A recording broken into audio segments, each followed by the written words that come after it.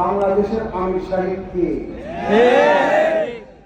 তোমাদের আমির নাই কেন? তারা আমাদেরকে বলে যে ইসলামের মধ্যে আমির হওয়াই আসল, সুরা আসল নয়। তাহলে আমাদের প্রশ্ন, 1995 থেকে 2017 পর্যন্ত 22 বছর তোমাদের আমির কে ছিল? আমি আর পেছনের কথায় যাব না। আসলে এটা একটা দীর্ঘ সময়ের ইহুদিদের ষড়যন্ত্রের শিকার, যে তারা দীর্ঘদিন যাবৎ দেখেছে দাওয়াত ও তাবলীগ সারা বিশ্বব্যাপী যেভাবে কাজ করছে, তাতে অদূর ভবিষ্যতে সারা গোটা দুনিয়া ইসলামের ছায়াতলে চলে না আসে।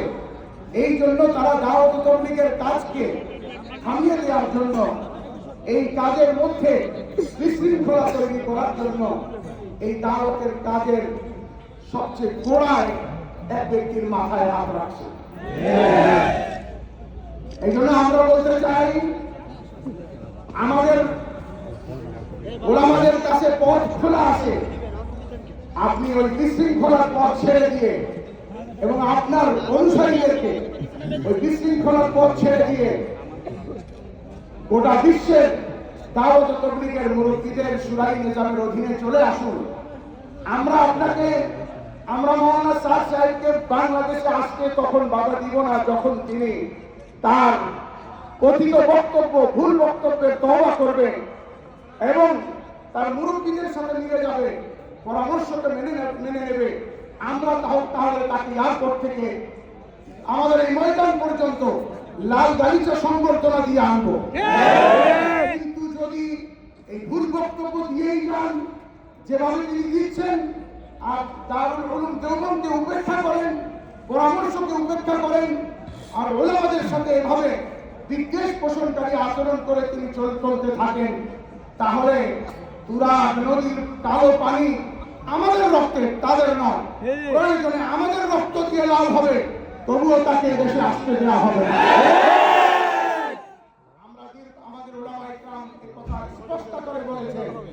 7 নভেম্বর সরকারের সমন্বয়ে, মুরব্বী এবং দেশের শীর্ষস্থানীয় ওলামায়ে কেরাম, এই ত্রিপক্ষের সমন্বয়ে আর সরকার পক্ষের সমন্বয়ে এক সিদ্ধান্ত গঠিত হয়েছিল। 31শে জানুয়ারি, 1 ফেব্রুয়ারি, 2 ফেব্রুয়ারি 2025 আমরা ইজতেমা করব।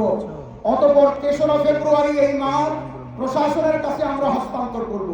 প্রশাসন তাদেরকে অল্প সময়ের জন্য ইজতেমা করতে দিবে, তার আগ পর্যন্ত মাঠ, এরপরে আবার মাঠ আমাদেরকে ফিরিয়ে দিবে।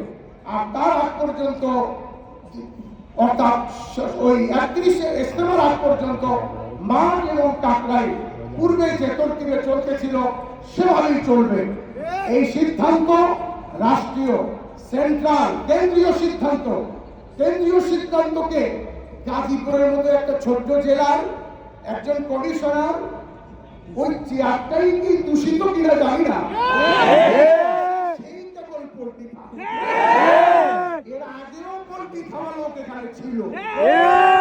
সুতরাং এই কমিশনার সাহেবকে আমরা সতর্ক করে বলছি যে আপনি আজকের মধ্যে আপনার সিদ্ধান্ত জানিয়ে দেন, নতুবা আমরা প্রশাসনের ঊর্ধ্বতন কর্মকর্তাদের কাছে আজকের মধ্যে তার অপসারণ দাবি করি। কেন্দ্রীয় সরকারকে বৃদ্ধাঙ্গুল দেখিয়ে সরকারের সিদ্ধান্তকে উপেক্ষা করতে পারে, সে সরকারের হিতাকাঙ্ক্ষী নয়। আমরা মনে করি এদেশে বিশৃঙ্খলা সৃষ্টি করার যে সকল পায়তারা চলছে, তার মধ্যে একটা বীজ তিনিও।